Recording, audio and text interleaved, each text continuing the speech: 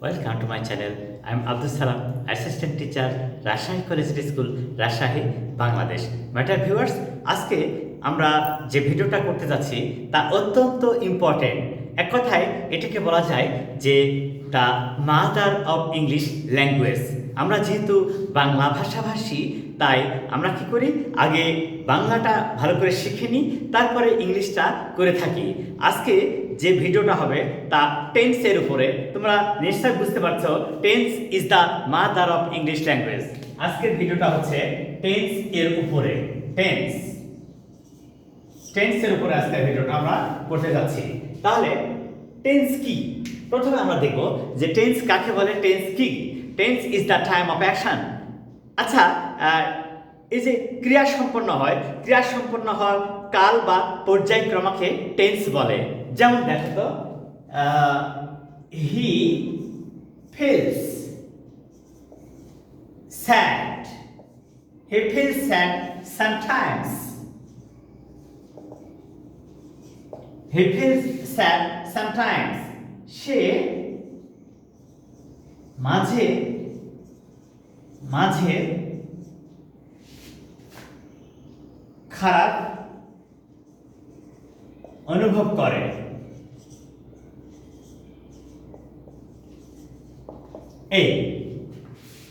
এবার দেখো, he felt sad, তার খারাপ লেগেছিল, তার খারাপ লেগেছিল।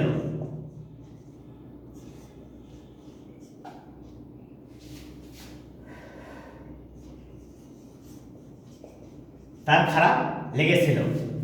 হি উইল ফিল স্যাড, তার খারাপ লাগবে, তার খারাপ লাগবে।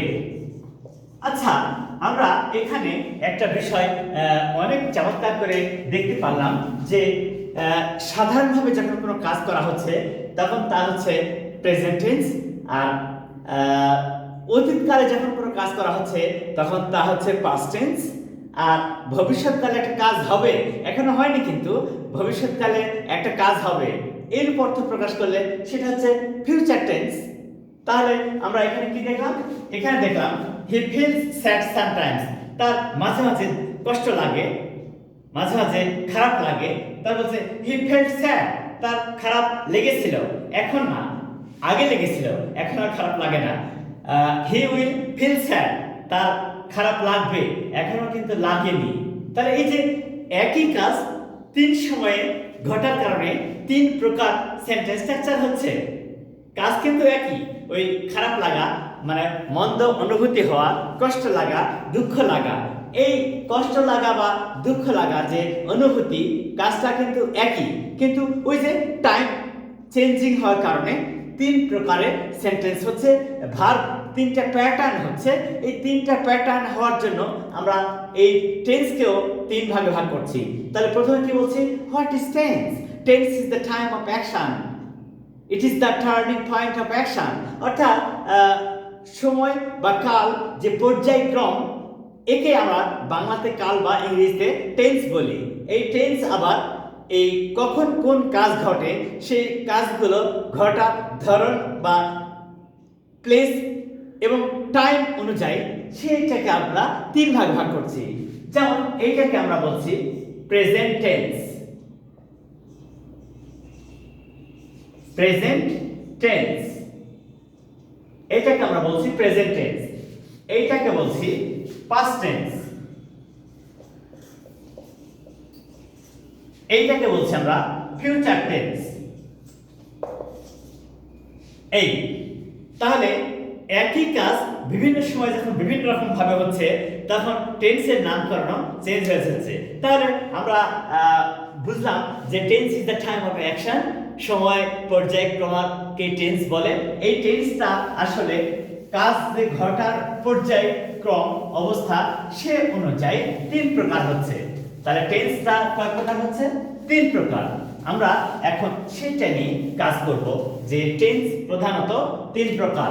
Number 1 present tense, present tense. Number 2 past tense. Number 3 future tense. আর আমরা এর আগে যে উদাহরণটা দিয়েছি ওই রকম উদাহরণ আবার দিব। যেমন দেখো he plays football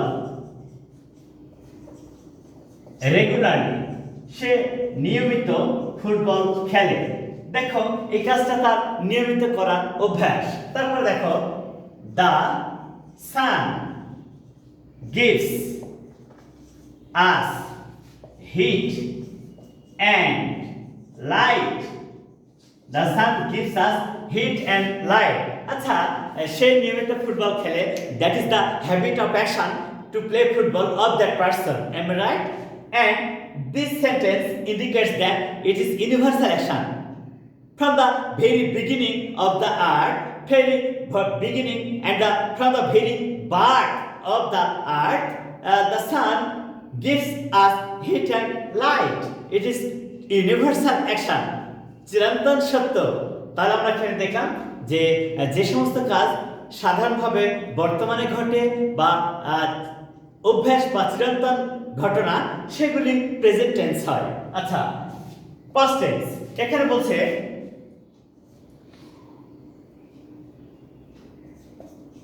Hafiza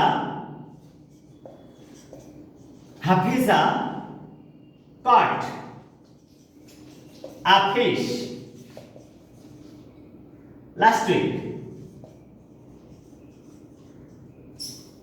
Hafiza caught a fish last week. আচ্ছা, এই যে লাস্ট উইক, গত সপ্তাহে, তার অর্থ আমরা সহজেই অনুমান করতে পারছি অতীতকালের কাজ। That past indicating action, that past indicating adverb which will indicate that this work occurred or happened in the past. তাহলে খুবই মজার ব্যাপার। যখন প্রেজেন্ট টেন্স হয় তখন ভার্বের প্রেজেন্ট ফর্ম হয়, যখন পাস্ট টেন্স হয় তখন ভার্বের পাস্ট ফর্ম হয়, এভাবে হয়। যেমন এবার দেখো জান্নাত drew a picture last night. দেখো তো কে? জান্নাত সাবজেক্ট, কি করেছিল? এঁকেছিল। কি? এই যে এঁকেছিল ভার্ব। কে এঁকেছিল? A picture object. কখন এঁকেছিল? লাস্ট নাইট, গত রাতে। Adverb of time. তাহলে আমরা কিন্তু একেবারে সহজে বুঝতে পারছি যে সাধারণভাবে অতীতকালে কোনো কাজ করা হওয়া যাওয়া, সাধারণভাবে অতীতকালে কোনো কাজ করা হওয়া যাওয়া বুঝালেই আমরা তাকে সিম্পল পাস্ট টেন্স বা পাস্ট টেন্স বলে থাকি। আমরা সেটাই এখানে দেখলাম। আচ্ছা, ওইটা তো গেল। এখানে যেটা আবার আসছে ফিউচার টেন্স। এখন ঘটেনি, ভবিষ্যতে ঘটবে। অতীতকালে ঘটেছিল না, এখনো ঘটেনি, ভবিষ্যৎকালে ঘটবে। এর অর্থেই ফিউচার টেন্স হবে। যেমন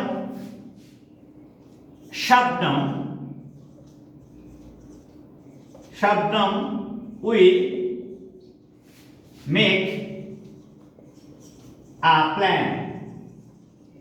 Shabnam will make a plan. Shabnam একটা প্ল্যান করবে। কে করবে? শাবনম। এখানে বলছে Shabnam will make a plan.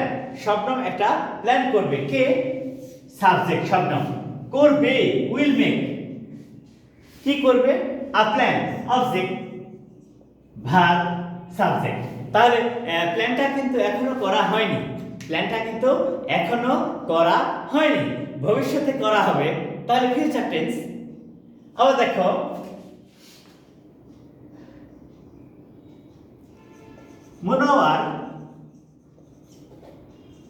Munawar will be reading a novel. Monowar will be reading a novel. Monowar একটা উপন্যাস পড়তে থাকবে। মনোয়ার একটি উপন্যাস পড়তে থাকবে। তার মানে এখন পড়ছে না, অতীতকালেও পড়েছিল না, ভবিষ্যতে পড়তে থাকবে। তাহলে এটা ফিউচার টেন্সের কথা বলা হচ্ছে। তারপরে আবার বলছে কি দেখো যে জাকিয়া সালাম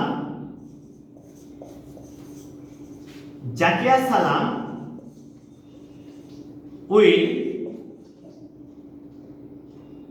draw a picture of a bird. Zakia সালাম একটা পাখির ছবি আঁকবে। জাকিয়া সালাম একটি পাখির ছবি আঁকবে। তাহলে আমরা সহজেই বুঝতে পারছি যে কিভাবে টেন্স চেঞ্জ হয়ে যাচ্ছে শুধু সময়ের কারণে। যখন বর্তমানে কোনো কাজ হচ্ছে তখন সেটা প্রেজেন্ট টেন্স হচ্ছে, অতীতকালে যখন কোনো কাজ হচ্ছে তখন তা পাস্ট টেন্স হয়ে যাচ্ছে, আর ভবিষ্যৎকালে কোনো কাজ চলবে বা ঘটবে এইরূপ যখন অর্থ হচ্ছে তখন ফিউচার টেন্স হচ্ছে। সো মাই ডিয়ার ভিউয়ার্স, এই টেন্স নিয়ে যে প্রাইমারি ডিসকাশন সেটা কিন্তু হয়ে গেল। টেন্স কাকে বলে, প্রধানত কত প্রকার, এইটা নিয়ে আজকে আমরা কাজ করছি। আশা করি তোমরা প্রত্যেকটা ভিডিও শুরু থেকে শেষ পর্যন্ত দেখবা। টেন্স নিয়ে আরও অনেক ভিডিও আসবে, পূর্ণাঙ্গ রূপে সমস্ত টেন্স আলোচনা হবে একের পর এক। আশা করি সবগুলো ভিডিও দেখবে এবং টেন্স শিখে ইংলিশে স্মার্ট হবা। And you can write and speak English nicely by following the videos of Abdus Salam. Assalamu alaikum.